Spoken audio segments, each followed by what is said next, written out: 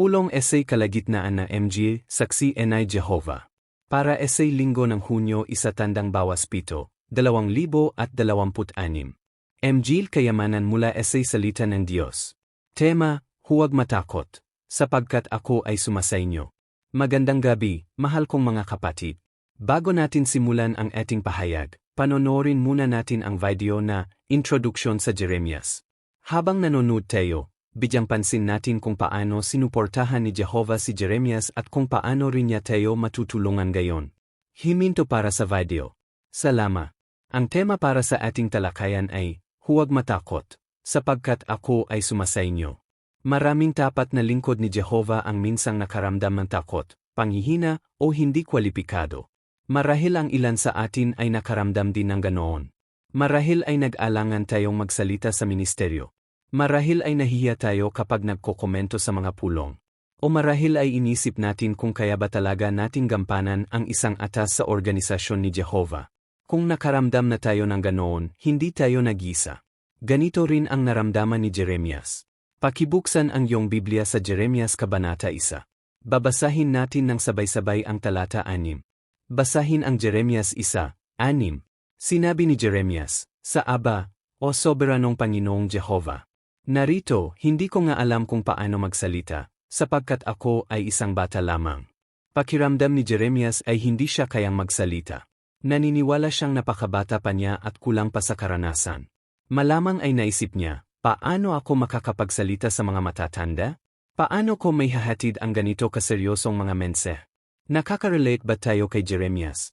Kung minsan, maaaring makatanggap ang isang kapatid na lalaki ng kanyang unang pahayag bilang estudyante o pampublikong atas at makaramdam ng kaba. Maaaring matakot ang isang sister na magsimula ng isang pag-uusap sa Biblia. Maaaring matakot ang mga kabataan sa paaralan na ipaliwanag ang kanilang mga paniniwala. Ang ilan ay maaaring makaramdam pa nga ng panghihina sa emosyon dahil sa mga problema sa buhay at mag-isip kung maaari pa silang magpatuloy sa paglilingkod kay Jehovah ng tapa. Ngunit pansinin ang isang bagay na maganda. Hindi nag-focus si Jehovah sa kahinaan ni Jeremias. Sa halip, nag-focus si Jehovah sa kung ano ang maaari niyang tulungan si Jeremias na maging.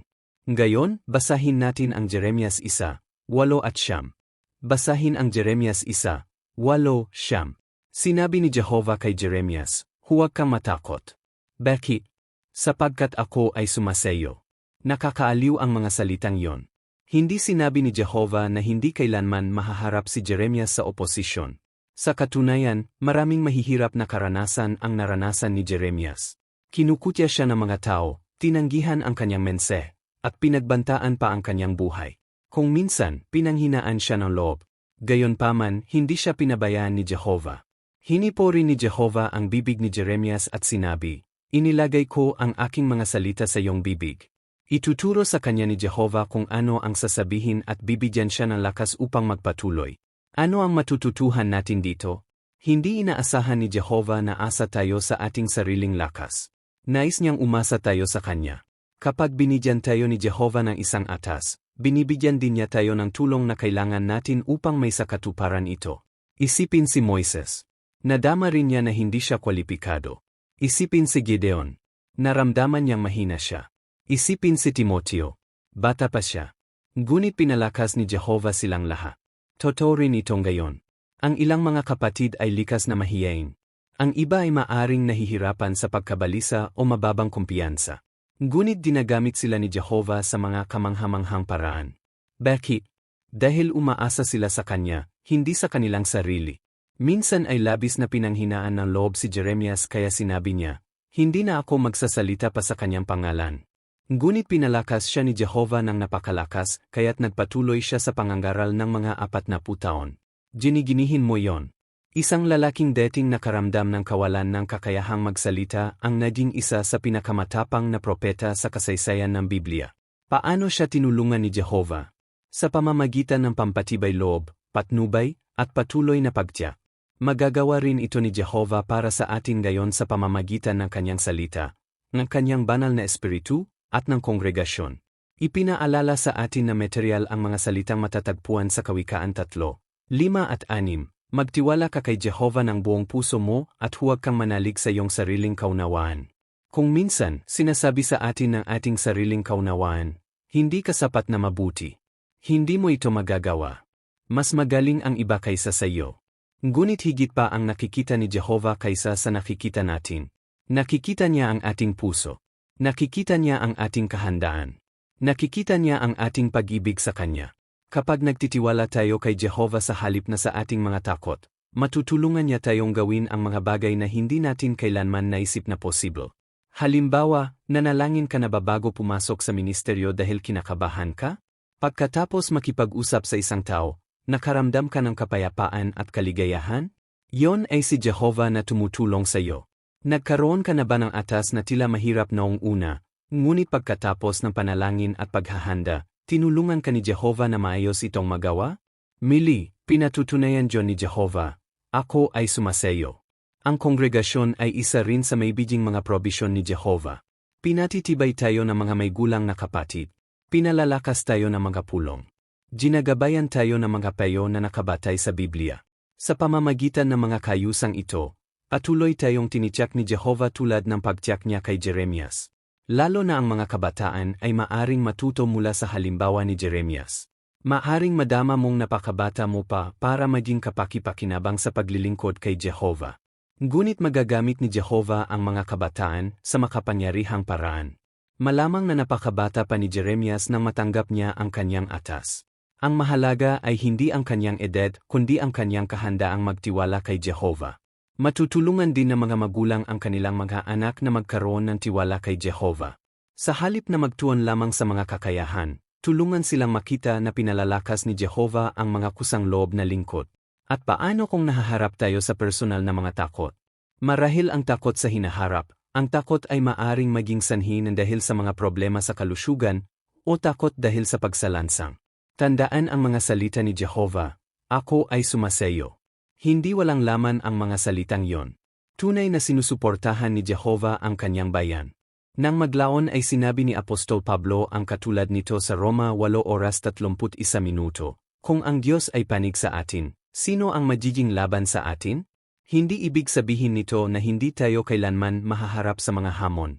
Ngunit nangangahulugan ito na walang hamon ang makapaghihiwalay sa atin sa pag-ibig ni Jehovah kung mananatili tayong tapa. Bilang pagtatapos, alalahanin natin ang aral mula sa buhay ni Jeremias. Ang pagkatakot ay hindi nangangahulugan na tayo ay mahina sa espiritual. Kahit ang mga tapat na lingkod ni Jehovah ay minsan ay nakakaramdam ng takot. Ang mahalaga ay kung hahayaan natin si Jehovah na palakasin tayo. Kaya sa tuwing nakakaramdam tayo ng kawalan ng kakayahan, nerbiyos o panghihina ng loob, alalahanin natin ang nakaaliw na mga salita ni Jehovah kay Jeremias, huwag ka matakot, sapagkat ako ay sumasayo. Kung magtitiwala tayo kay Jehovah ng buong puso, asa sa kanyang patnubay, at tatanggapin ang kanyang tulong sa pamamagitan ng kongregasyon, palalakasin niya tayo kung paanong pinalakas niya si Jeremias. At kung kasama natin si Jehovah, hindi na tayo kailangang matakot. MG Spiritual Enehias. Para Essay Linggo ng Hunyo 1:7, 2026. Jeremias 1:3. Tanong 1. Jeremias 2:28. Ano ang matututuhan natin mula sa hamon ni Jehovah sa mga ditapat na taga-Juda? Ipinapakita ng Jeremias 2:28 kung gaano kahangalan para sa mga taga-Juda na bumaling sa mga huwad na Diyos at umasa sa kanila para sa seguridad. Nang dumating ang problema, hindi sila matutulungan ng mga Diyos na iyon. Naglalaman ito ng isang mahalagang babala para sa mga Kristiyanong gayon. Kahit na hindi tayo sumasamba sa literal na mga idolo, ang isang bagay ay maaring maging parang isang Diyos kung ito ang magiging pangunahing lugar sa ating buhay o magpapahina sa ating relasyon kay Jehovah. Ang karera, pera, libangan, palakasan, teknolohiya, o maging ang mga interes ng pamilya ay maaring unti-unting magsimulang mangibabaw sa ating pag-isip at mga prioridad. Karagdagang komento, hinihikayat ng talatang ito ang tapat na pagsusuri sa sarili. Halimbawa, kung ang isang tao ay labis na nakatuon sa trabaho o personal na mga layunin, kaya't ang mga espiritual na gawain ay patuloy na isinasantabi, ang mga hanggaring yon ay maaring pumalit sa lugar na pag-ari ni Jehovah.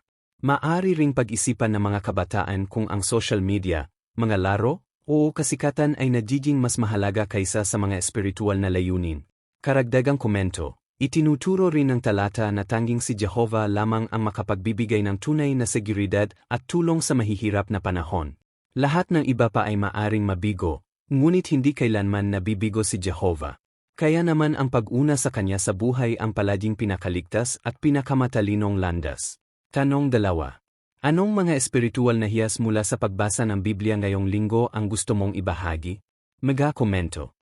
Ipinapakita ng Jeremias 1:5 na napansin ni Jehovah si Jeremias at may layunin siya bago pa man siya isilang. Itinuturo nito na lubos na pinahahalagahan ni Jehovah ang mga tao at magagamit niya sila sa makabuluhang paraan anuman ang kanilang pinagmulan. Lalo na ang mga kabataan ang maaring makaalala na hindi sila kailanman masyadong bata para bumuo ng mga espiritual na layunin at maging kapaki-pakinabang kay Jehovah. Ipinapakita ng Jeremias 1:6 na nadama ni Jeremias na hindi siya sapat. Ngunit binigyan siya ni Jehovah ng katiyakan at pinalakas. Maraming gayon ang nakakaramdam na hindi sila kwalipikado kapag binibigyan ng mga responsibilidad o kapag nagsasalita tungkol sa kanilang pananampalataya. Ipinapaalala sa atin ng talatang ito na hindi inaasahan ni Jehovah ang kasakdelan. Maaari niyang suportahan at palakasin ang mga taong may kusang loob. Ipinapakita ng Jeremias 1:17 ang pangangailangan para sa lakas ng loob sa pagsasagawa ng mga atas ni Jehovah. Sa paaralan, trabaho, o kahit sa mga kamag-anak, maaaring mahirap panindigan ang mga prinsipyo ng Biblia. Ang halimbawa ni Jeremias ay humihikayat sa kanila na manatiling matatag sa halip na matakot sa mga tao.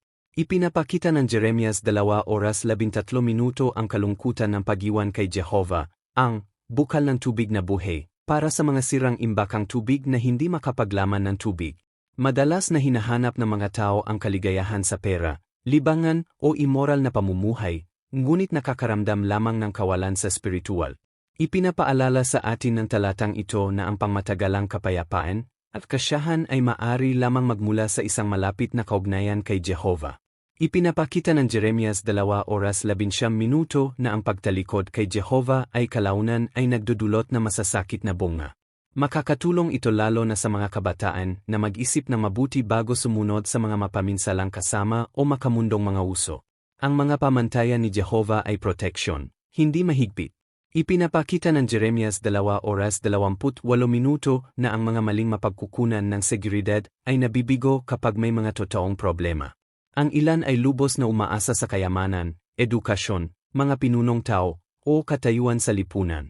Ngunit sa panahon na malulubhang pagsubok, ang mga bagay na ito ay kadalasang hindi makapagbibigay ng tunay na kaaliwan o pag-asa. Si Jehovah lamang ang maasahang kanlungan. Ipinapakita ng Jeremias 3:1 ang kahandaan ni Jehovah na anyayahan pabalik ang kanyang bayan sa kabila ng kanilang malubhang kawalang katapatan. Itinatampok nito ang awa ni Jehovah. Ang isang taong nakakaramdam ng espiritual na kahinaan o nabibigatan ng mga nakaraang pagkakamali ay maaring mapalakas ang loob na may biging inaanyayahan ni Jehovah ang mga tao na manumbalik sa kanya. Ipinapakita ng Jeremias 3:12 na si Jehovah ay maawain at hindi sabik na manatiling gali. Matututo ang mga magulang mula sa halimbawa ni Jehovah sa pamamagitan ng pagbabalans, ng pagtutuwid at habag. Sa personal na mga relasyon din, hinihikayat nito ang pagiging mapagpatawad sa halip na malupit o maghinanakit. Ipinapakita ng Jeremias 3:15 na si Jehovah ay naglalaan na mapagmalasakit na mga pastol upang gabayan at pakainin ang kanyang bayan. Nakakatulong ito sa atin na pahalagahan ang mga espiritual na pastol sa kongregasyon na nagsusumikap na palakasin ang loob at protektahan ang iba. Ipinapaalala rin nito sa mga elder at mga ulo ng pamilya na pangalagaan ang kanilang mga anak. Mga taong mabait at matiyaga. Ipinapakita ng Jeremias 3:22 ang kahandaan ni Jehovah na pagalingin ang espiritual na kahinaan at kawalan ng katapatan. Nagbibigay ito ng pag-asa sa sinumang nahihirapan sa espiritual. Sa halip na sumuko, hinihikayat ng talatang ito ang paggawa ng mga hakbang upang manumbalik kay Jehovah, na may tiwala na nais niyang tumulong, hindi humatol. Mag-usap Essay Ministeryo Essay Larangan. Para Essay Linggo ng Hunyo 17, 2026. MGL Takdang Aralin bilang 4:6. Takdang Aralin bilang 4. Pagsisimula ng usapan, 3. Bahay-bahay, pagiging madaling mag-akma sa usapan. Sentro, bahay-bahay. Tagapaglasala, Godwin. May-ari ng bahay, Ginang Esther. Godwin. Magandang hapon, Ma. Maraming tao ang nag-alala nitong mga nakaraang araw tungkol sa pagtaas ng halaga ng pamumuhay at lahat ng kawalan ng katiyakan sa mundo. Napansin mo ba kung gaano ka-stress ang mga tao nitong mga nakaraang araw? Ginang Esther. Totoo yan. Ngunit sa totoo lang, ang pinaka-inaalala ko ay hindi kahit pera. Ang mga anak ko. Napakaraming masasamang impluensya ang nahaharap sa mga kabataan ngayon. Godwin. Naiintindihan ko. Iyan ay isang alalahanin na maraming magulang. Ang pagpapalaki ng mga anak sa mundong ngayon ay hindi madali. Maaari ko bang ibahagi ang isang nakaaliw na kaisipan sa Biblia na pinahahalagahan ng maraming magulang? Ginang Esther. Kaya mo. Godwin. Sa Isaias 54:13, sinasabi ng Biblia, ang lahat ng iyong mga anak ay tuturuan ni Jehovah, at ang kapayapaan ng iyong mga anak ay sagana. Ang talatang yan ay nagbibigay ng pag-asa dahil ipinapakita nito na nagmamalasakit ang Diyos sa mga pamilya at nais niyang magkaroon ng kapayapaan at mabuting patnubay ang mga bata. Ginang Esther. Napakagandang talata yan. Godwin. Ipinapaalala nito sa atin na hindi nag-isa ang mga magulang. Ang Biblia ay naglalaman ng praktikal na payo na talagang makakatulong sa mga pamilyang gayon. Ginang Esther. Sa tingin ko maraming pamilya ang nangangailangan ng ganitong uri ng tulong gayon. Godwin. Sa ngayon ako. Kung nais mo, sa ibang pagkakataon ay maaari nating tingnan ang ilang praktikal na prinsipyo sa Biblia na tumutulong sa mga magulang na makipag-usap ng maayos sa kanilang mga anak at gabayan sila ng positibo. Ginang Esther. Maganda sana yon. Godwin. Napakaganda. Masaya akong babalik sa ibang oras na maginhawa para sa iyo. Paano inilalapat ng demosyong ito ang tagibilin? Nagsimula ang mamamahayag sa isang napapanahong paksa. Maingat siyang nakinig at napansin ang tunay na pag-alala na may bahay. Natural niyang inyangkop ang pag-usap upang tumuon sa mga alalahanin ng pamilya. Ibinahagi niya ang isang talata sa Biblia na mas may kaugnayan sa mga pangangailangan na may bahay. Nanatiling mainit, flexible, at nakapagpapatibay ang pag-usap. Takdang aralin bilang 5. Pagsubaybay, 4. Bahay-bahay, pag-alok ng pag-aral sa Biblia gamit ang ibang pamamaraan. Set, pagsubaybay. Tagapaglasala, Godwin. May-ari ng bahay, G. Kelvin. Godwin. Magandang hapon, G. Kelvin. Ikinagagalak kong makita kang muli.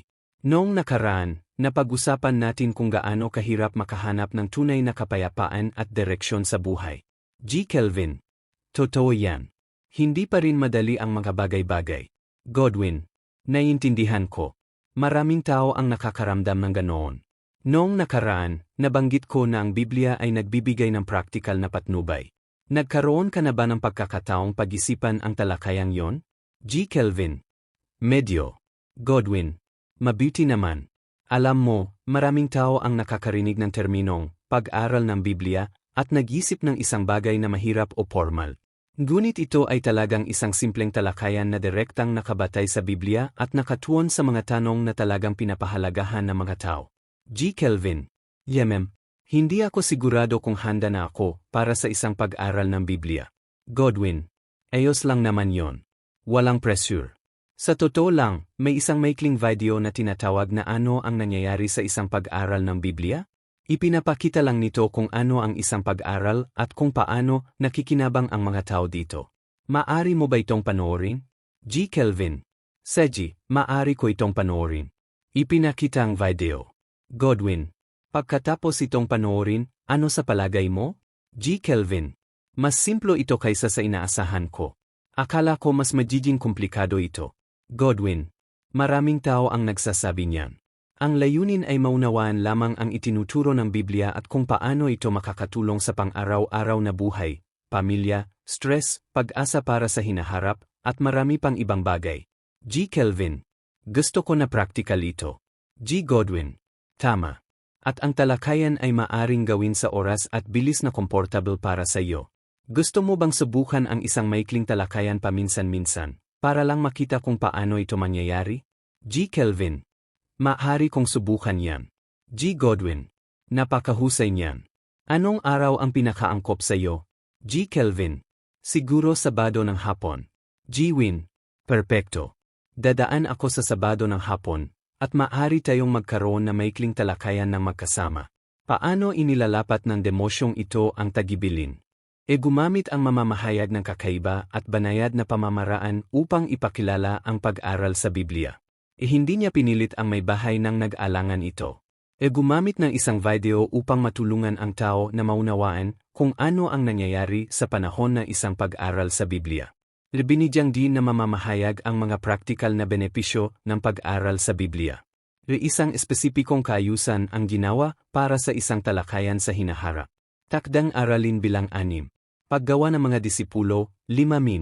Pagtalakay sa isang estudyante ng Biblia na hindi sumusulong. Sentro, talakayan sa pag-aral ng Biblia. Tagapaglathala, Charles. Estudyant, Evans. Charles. Evans, bago tayo magsimulang gayon, gusto kong mag-usap tayo ng hayagan ng ilang minuto. Una, gusto kong malaman mo na pinahahalagahan ko ang oras na ginugol natin sa pag-aral ng magkasama. Evans. Salamat. Pinahahalagahan ko rin ito. Charles. Sa mga nakaraang buwan, napag-usapan natin ang maraming katotohanan sa Biblia.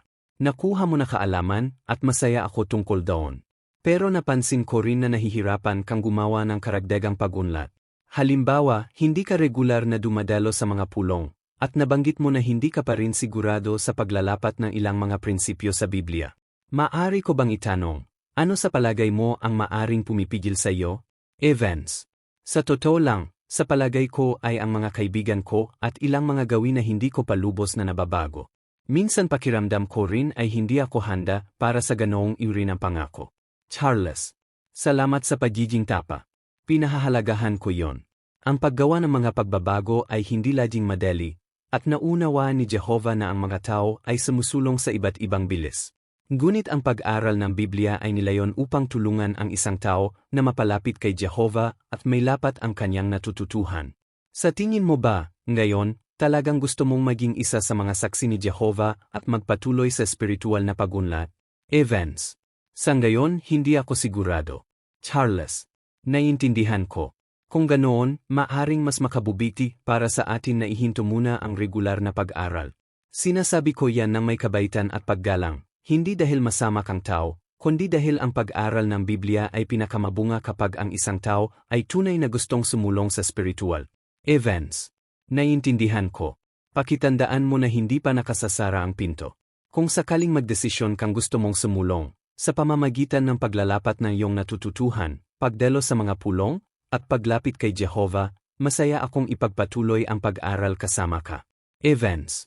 Salamat. Pinahahalagahan ko ang iyong pag-unawa. Walang anuman, Evans.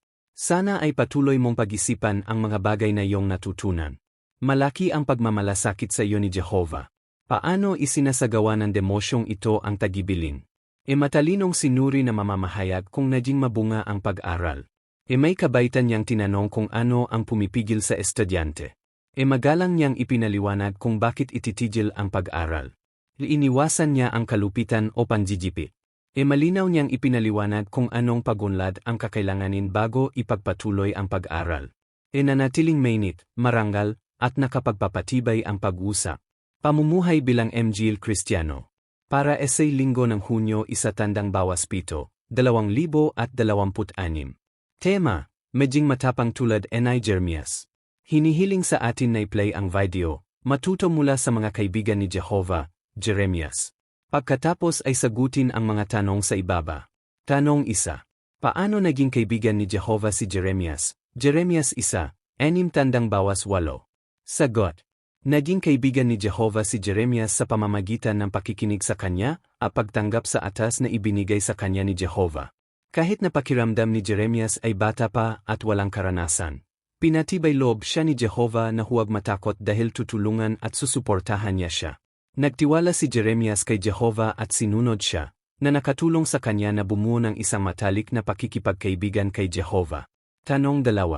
Sino ang gusto mong kausapin tungkol kay Jehovah? Sagot.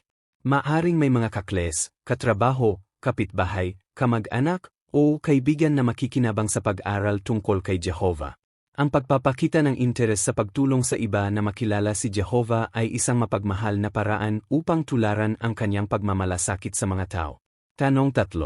Ano ang masasabi mo upang matulungan ang tao na maging kaibigan ni Jehovah? Sagot. Matutulungan ang isang tao na maging kaibigan ni Jehovah sa pamamagitan ng pagbabahagi ng mga simpleng katotohanan sa Biblia tungkol sa pag-ibig ni Jehovah, sa kanyang mga pangako, at sa mga pakinabang ng pagsunod sa kanya. Halimbawa, may papaliwanag na si Jehovah ay lubos na nagmamalasakit sa atin at nais niyang maging masaya tayo. Ang pagbabasa na nakapagpapatibay ng mga kasulatan ng magkasama at pagsasalita ng may kabaitan at natural ay makakatulong sa tao na mapalapit kay Jehovah. Magtanggol. Nang MLY kahinahan ilti matibay enay paggalang. Hinihiling sa atin na basahin ang 1 Pedro 3 oras 15 minuto. Pagkatapos ay sagutin ang mga tanong sa ibaba. Tanong 1. Ano pang ibang mga katangian ang mahalaga kapag nagpapaliwanag ng ating mga paniniwala? Sagot. Ang mga katangiang tulad ng kabaitan, pagtitis, kapakumbabaan, kahinahunan, at paggalang ay napakahalaga kapag nagpapaliwanag ng ating mga paniniwala. Ang pagiging mabuting tagapakinig at pagsasalita ng mahinahon ay makakatulong din sa iba na maging komportable at handang makinig. Tanong 2. Bakit mahalaga ang mga katangiang ito? Sagot. Mahalaga ang mga katangiang ito dahil ipinapakita nito ang personalidad ni Jehovah at ginagawang mas kaakit-akit ang ating mense. Kapag nagsasalita tayo ng may kabaitan at paggalang, mas malamang na makinig at pag-isipang mabuti ng mga tao ang ating sinasabi. Nakakatulong din ito sa atin na mapanatili ang kapayapaan at magpakita ng Kristiyanong pag-ibig, kahit na may hindi sumasang-ayon sa ating mga paniniwala. Hinihiling sa atin na panoorin ang video dramatization na ang bunga ng tunay na katuwiran ay magiging kapayapaan. At pagkatapos ay sagutin ang tanong sa ibaba. Tanong, ano ang natutuhan mo mula sa video na ito na makakatulong sa iyo na may paliwanag na mataktika ang iyong mga paniniwala tungkol sa homoseksualidad? Sagot. Itinuturo ng video ang kahalagahan ng pagpapakita ng kabaitan, paggalang, at empatya kapag tinatalakay ang mga sensitibong paksa tulad ng homoseksualidad. Ipinapaalala nito sa atin na ang mga Kristiyano ay hindi dapat maging malupit o mapanghusga.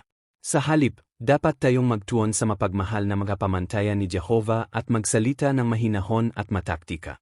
Ang pakikinig ng mabuti, pagpapakita ng tunay na pagmamalasakit sa tao, at pagpili ng mga magalang na salita ay makakatulong sa iba na maramdaman na pinahahalagahan at naiintindihan. Ipinapakita rin ng video na posibleng manindigan para sa katotohanan ng Biblia habang tinatrato pa rin ang lahat ng may dignidad at pagmamahal. Pag-aral ng Biblia ng Kongregasyon. Para Essay Linggo ng Hunyo 1 -7, 2026. MGL Aralin 70 Aralin 70 Esay Jesus, Ilway namatay ti Golgotha. Tanong 1. Bakit hinayaan ni Pilato na mapatay si Jesus? Sagot, hinayaan ni Pilato na mapatay si Jesus dahil sumuko siya sa panjijipit ng karamihan at ng mga punong saserdot.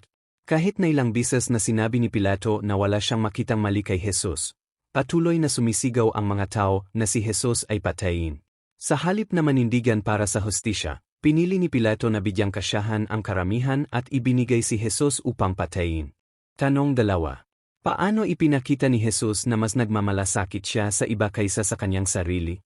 Sagot, nagpakita si Jesus ng walang pag-imbot na pagmamahal kahit na labis siyang nagdurusa.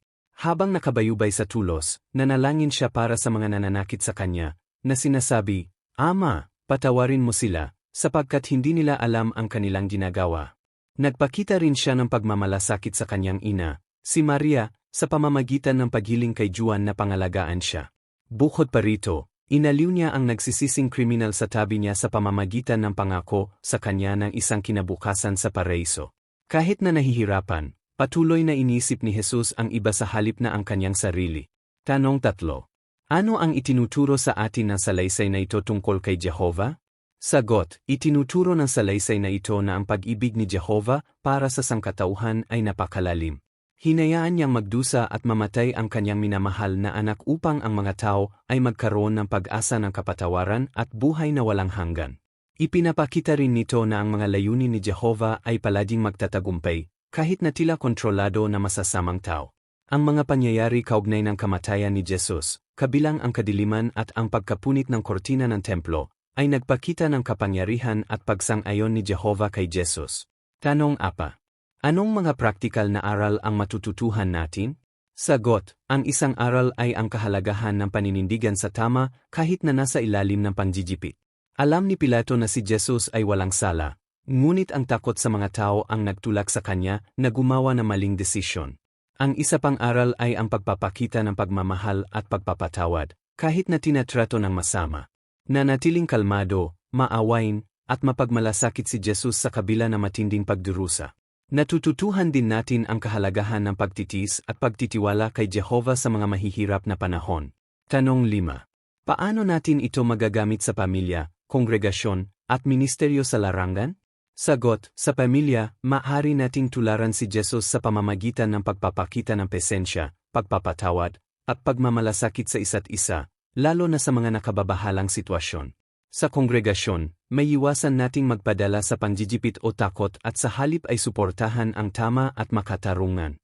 Sa ministeryo sa larangan, maaari tayong magpatuloy sa pangangaral ng may habag at kabaitan, na inaalala kung paano nagpakita ng pag-ibig si Jesus kahit sa mga sumasalansang.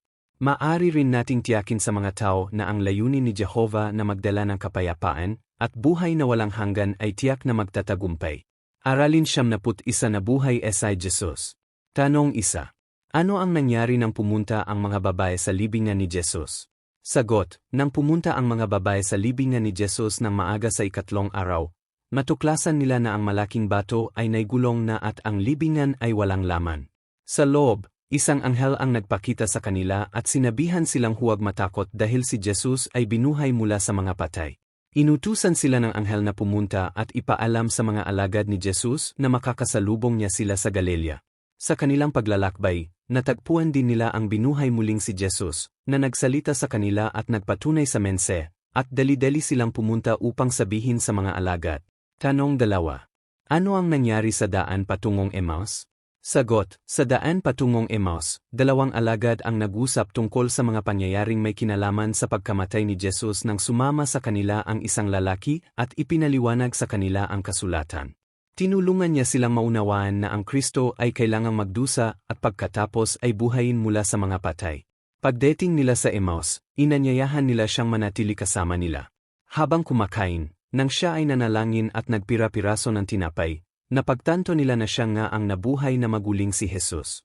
Sa sandaling yon, nawala si Jesus, at nagmadaling bumalik ang mga disipulo sa Jerusalem upang sabihin sa mga apostol ang kanilang nakita.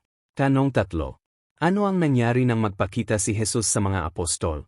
Sagot, nang magpakita si Jesus sa mga apostol, ipinakita muna niya sa kanila ang kanyang mga kamay at inanyayahan silang hawakan siya upang makita nila na siya ay talagang buhay. Noong una, natakot sila at nahirapan silang paniwalaan ang kanilang nakikita. Pagkatapos ay tinyak sila ni Jesus at ipinaliwanag na ang lahat na nangyari sa kanya ay katuparan na nakasulat sa kasulatan. Ang kanyang pagpapakita ay nakakumbinsi sa kanila na siya ay tunay na nabuhay mula sa mga patay. Tanong 4. Ano ang itinuturo sa atin ng salaysay na ito tungkol kay Jehovah? Sagot, ipinapakita ng salaysay na ito na palaging tinutupad ni Jehovah ang kanyang mga pangako, kahit na ang mga bagay ay tila impossible mula sa pananaw ng tao. Itinuturo nito na si Jehovah ay may kapangyarihang buhayin ang mga patay at walang makakapigil sa kanyang layunin. Itinatampok din nito ang pag-ibig ni Jehovah, dahil hinayaan niyang mamatay si Jesus at pagkatapos ay binuhay siyang muli upang ang sangkatauhan ay magkaroon ng pag-asa sa kaligtasan at buhay sa hinaharap. Tanong 5. Anong mga praktikal na aral ang matututuhan natin? Sagot, isang mahalagang aral ay ang pananampalataya ay dapat na nakabatay sa sinasabi ni Jehovah, hindi lamang sa ating nakikita. Nahirapan ang mga disipulo na maniwala noong una. Ngunit kalaunan ay tinanggap nila ang katotohanan nang makakita sila ng malinaw na ebidensya. Ang isa pang aral ay ang kahalagahan ng pag-unawa sa kasulatan, dahil ginamit ito ni Jesus upang tulungan ang mga disipulo na mahalagang maunawaan ang mga pangyayari. Natututo rin tayong manatiling kalmado at nagtitiwala kapag nahaharap sa kalituhan o pag-alinlangan, dahil alam nating ang mga pangako ni Jehovah ay laging maasahan. Tanong 6. Paano natin ito magagamit sa pamilya, kongregasyon, at ministeryo sa larangan? Sagot, sa pamilya, mapapatibay natin ang pananampalataya sa pamamagitan ng regular na pagtalakay sa mga ulat sa Biblia at pagtutulungan sa isa't isa na magtiwala sa mga pangako ni Jehovah. Sa kongregasyon, matutulungan natin ang isa't isa sa pamamagitan ng pagbabahagi ng pampatibay loob, batay sa kasulatan, lalo na kapag ang isang tao ay nagdududa o pinanghihinaan ng loob. Sa ministeryo sa larangan, matiyaga nating matutulungan ang iba na maunawaan ang mga turo ng Biblia, tulad ng ginawa ni Jesus, gamit ang kasulatan upang palakasin ang kanilang pananampalataya ng paunti-unti. Salamat sa panonood.